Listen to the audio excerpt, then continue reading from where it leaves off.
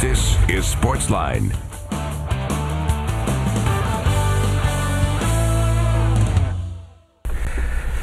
Welcome to SportsLine, everybody. I'm Jon Burton, and I think you know who this guy is. This is my partner in crime, Steve Layman, here at NewsChannel 5 Sports. He, of course, hosts this show every Monday and Tuesday. He's joining me here tonight on the Wednesday extravaganza. Good to see you, man. Good to see you.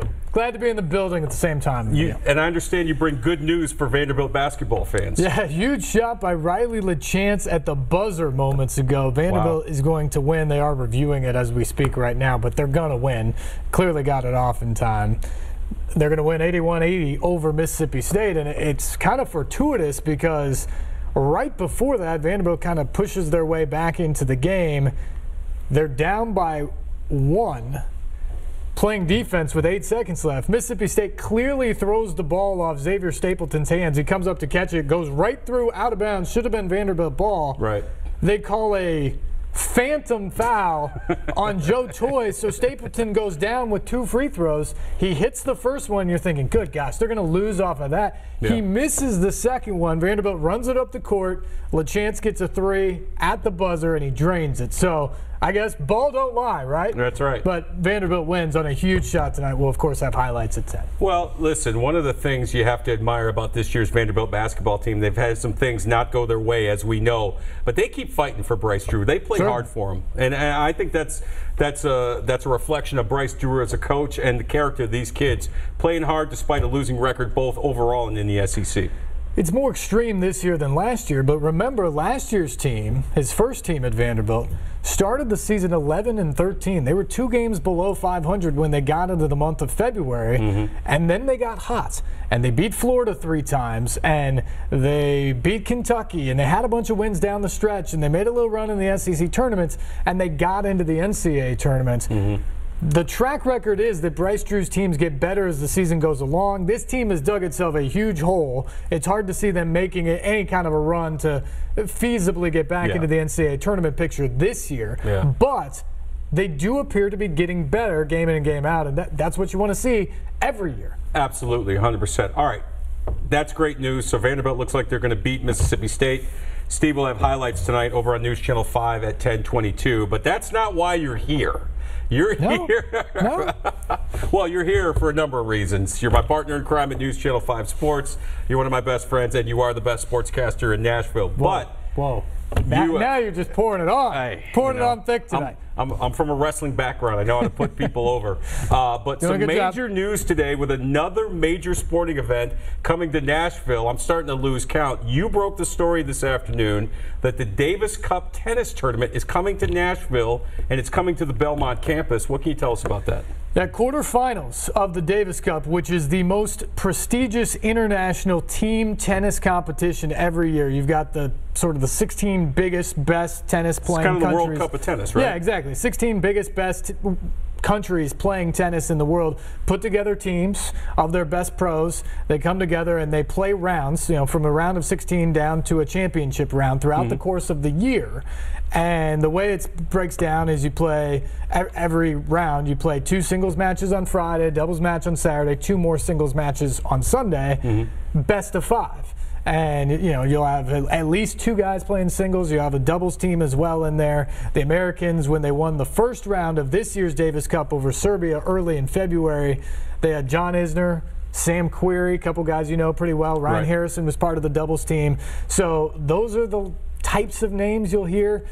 They're hosting Belgium now in the quarterfinals. Belgium was the runner-up last year of the Davis Cup to France, and they're the 2 seed this year. David Goffin is a top 10 player in the world. He's one of their stars there. So it's coming in April. It'll be the first full weekend of April, April 6th through the 8th. It will be on the Belmont campus. It'll actually be in the Curb Events Center, the basketball arena there. They're going to put in a tennis court over the top of the floor. They're going to use the stadium as it is, and it should be a really intimate, fun environment. No bad seats in the house, and some of the best tennis in the world. And, we're kind of in the Olympic spirit right now. It's a chance to go out and cheer for the red, white, and blue, too, because it's the U.S. versus the world in this thing.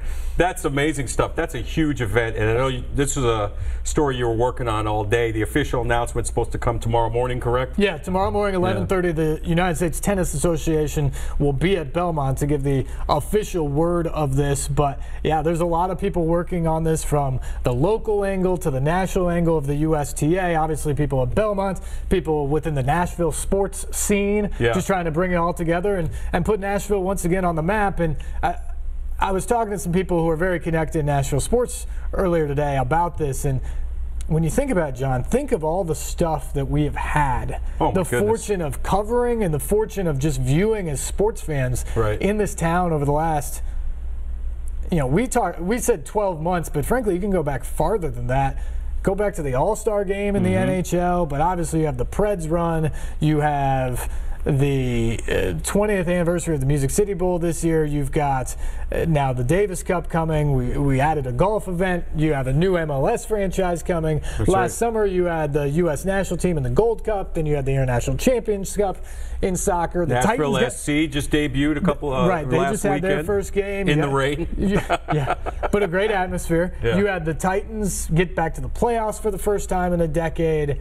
We have just been blessed with having kind of the golden era of Nashville sports here right before our very eyes, where we just keep getting these big events. We keep showing off for the world, and now more people want to come.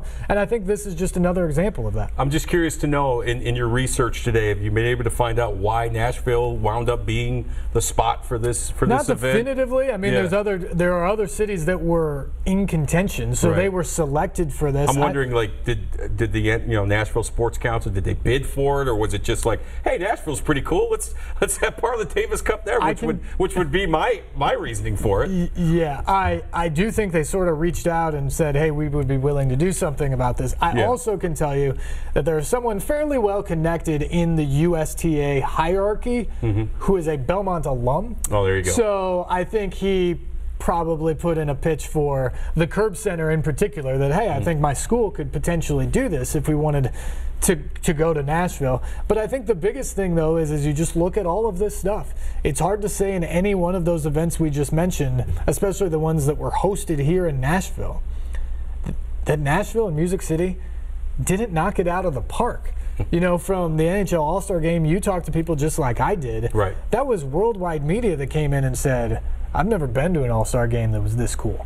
And the Stanley Cup final, that was worldwide attention where people were just like, oh my gosh, this is Nashville? Pierre McGuire during the broadcast saying, this is the place to be right here. This is the best thing I've ever seen in hockey, I mean, that's what Charles Barkley skipped the NBA playoffs to come to a Stanley Cup final game. Yeah, no, I mean, that's what this city's become. The reputation precedes itself at this point, and I think every sport now wants a little bit of a piece of it. Tennis hasn't really had that opportunity. And maybe another factor too, John, is the Tennessee for a long time had an ATP event in Memphis. That's right. It left at the end of last year. So for the first time in a long time, there is no major tennis event in the state of Tennessee. And I think perhaps too that plays a part where the USTA is saying, how do we get our game? How do we get the best of our game back into the state? And Nashville's such an on-fire city. Let's go there. Give them a chance at this. And I think, it's going to be an intimate environment. They're not going to have to sell a ton of seats, but I think it's going to be an absolutely packed crowd. I think it's going to be wild. I think those are going to be tickets that people are going to want to pay premium dollar for because it's such a rare event here. I just think it's going to be a lot of fun, and my guess is Nashville is going to crush it again. Folks, it's a great opportunity, as Steve said, for you to see some of the best tennis players in the world compete at one of the biggest tennis tournaments that you can possibly attend. So it's a great opportunity for Nashville. But I want to know for you personally, because for those that don't know, my man Layman here is a big-time avid tennis follower, plays a lot of tennis. I mean, that's your sport, dude. You know what I mean? It's one of them. Yes, I love it now. It is. How excited are you for this coming here? I'm totally geeked about it because it's fantastic. And like I said, you just, as a big tennis fan, you don't get the opportunity to watch the highest level here in Middle Tennessee. Now, I need to throw a bone to my guy, Jeff McDonald, the Vanderbilt tennis coach. He won a national championship with the women's program a couple years ago. They're the #1 team in the country this year. So there's some big-time tennis that's played around here. Right. I know Rick Bird's wife, for instance,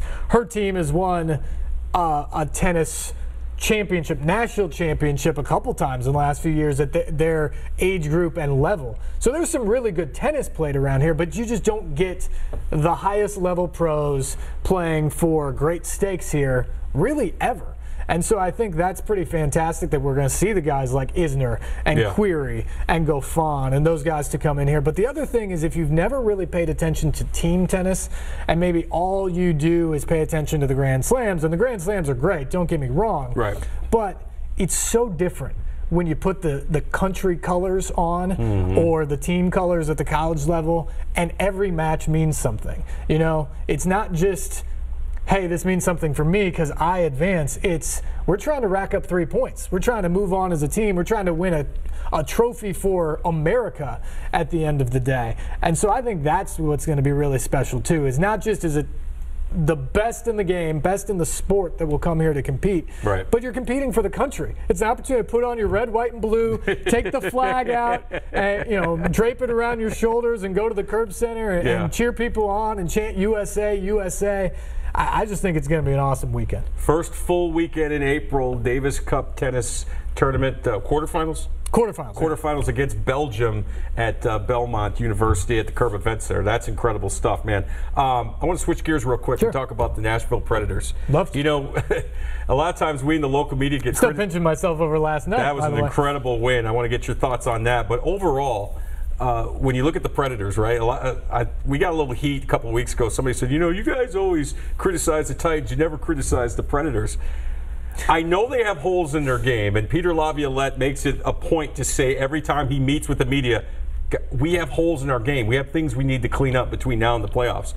But for me, it's hard to criticize this team right now the way they're playing. They're never out of a game. They've got depth. It's a different guy stepping up every night. Last night was Austin Watson. You know, Kevin Fiala's had a couple of 2-goal games, so has PK Subban. I know there are holes, but it's hard to really sit there and say, well, you know, to really criticize this Preds team the way they're playing right now. Let me ask you this. Is it Stanley Cup or bust? I know it's a tough question. I'm putting you on the spot, I know, but this is the Wednesday extravaganza. This is what we do on Wednesday nights on this show. We ask tough questions here. I get it. I have a hard time saying that because you just don't know what happens. Last year we saw it where the roster essentially got decimated over the course of their playoff run, and I think our expectations changed dramatically as they went. You know, no one expected them to beat the Blackhawks in the first round, and when they did, let alone they swept them. That was. And then when they did, you started thinking, wow, how far can this team go? It could be pretty long ways. Well, then you lose Fiala against St. Louis. Then you lose Fisher against Anaheim. Then you lose Johansson against Anaheim. And all of a sudden, you've got Freddie Gaudreau and Pontus Aberg skating around out there with meaningful minutes. And then I think you checked back your expectations and were like, gosh, can they even win one more game against Anaheim to get through the series? They obviously gutted it out and did. But then you get to the Stanley Cup final and you're trying to beat Sidney Crosby and Evgeny Malkin. And I just think that's so difficult when you're put in that position. This team, to me, is more talented. It's deeper. The goaltending has been just as good, if not better, throughout the course of the season. I think at this point they're healthier, clearly. That's a big question of if it can stay the same the rest of the way. They certainly are a Stanley Cup caliber type of team. But for me to go out and say it's a bust, you know, if they get there and they have a bunch of injuries and lose in the Western Conference Final, does that mean this season was a total bust? No, but it will be disappointing just because I think you look at it right now and say, gosh, who out there is just definitively better than this team? And I don't see anyone. Yeah. Good time to take a call? We'll take a call. Who we got on the line there, Taylor? We got Earl on line one. Earl, good evening. You're on with John and Steve. What's up? Yeah, you were talking about tennis earlier. Yeah. I think tennis is an individual sport. The Federation Cup and the Davis Cup are ridiculous. It's almost like golf, like the Solheim Cup and the President's Cup and the Ryder Cup. I think those are ridiculous. Well, thanks for throwing a wet blanket on our party there, Earl, and thanks for the call. I'd be curious of why he thinks. I mean, I agree. For the most part, tennis is a singles game or a doubles game. Right. But it's not like they're not changing the sport. You're not throwing 6 people out there at a time. You're still playing it within the confines of the rules, but the difference is this is the rare opportunity where these people who are individual athletes, I mean, that's what they do. Their livelihood is based off of them advancing in tournaments by themselves. These 4 weekends a year in the Davis Cup is the time where you get to tag team with your buddy and go say, hey, we're on the same side this weekend. Right. I want you to go kick butt. I'm going to try and kick butt. And let's see if we can get America or France or whoever you're representing to move on to the next round. And I think there's something pretty cool about that. I mean, we look at the Olympics right now. Snowboarding's an individual sport too. There's a lot of individual sports in the Winter Olympics and in the Summer Olympics, but you know what? When you get to the Olympics, they all come out as a team. You're all coming out with USA and red, white, and blue on your chest, and the goal is to win, and not just so you get the medal around your neck, but because your country gets pride in that. And that's what you get here in the Davis Cup too. And similar to those things, it is a very hotly contested international sport when you talk about tennis, so there's a lot of pride with these guys when it comes to these events. No question about it. I want to get your quick thoughts on Mike Vrabel becoming the new head coach of the Tennessee Titans. We've talked about it both on and off the air. There's a lot of unknowns right now. The coaching staff's complete, so we know who the OC is, the DC is, quarterback's coach, running back's coach, all that. It feels good on paper that everything's coming together well, but we just don't know right now how it's all going to come about, how the players are going to respond to Vrabel, how this coaching staff is going to mesh, and what we're going to see on Sundays this fall. I have no idea how to handicap the upcoming Titans season. Now, the good news is we have plenty of time. We got OTAs, minicamp, training camp, and preseason games, but the bottom line is there is a lot of unknowns right now. You kind of knew what you had with Malarkey, good or bad. With Vrabel and his staff, a lot of question marks. Certainly. I mean, we haven't even gotten to free agency and definitely the draft. That will change the makeup of the roster perhaps completely by the time you get done with that, and you'll feel differently about the Titans then than you do right now today. I think this is a good team. I don't think it's a great team. I think we saw that this year. I think their roster is a borderline playoff talented roster.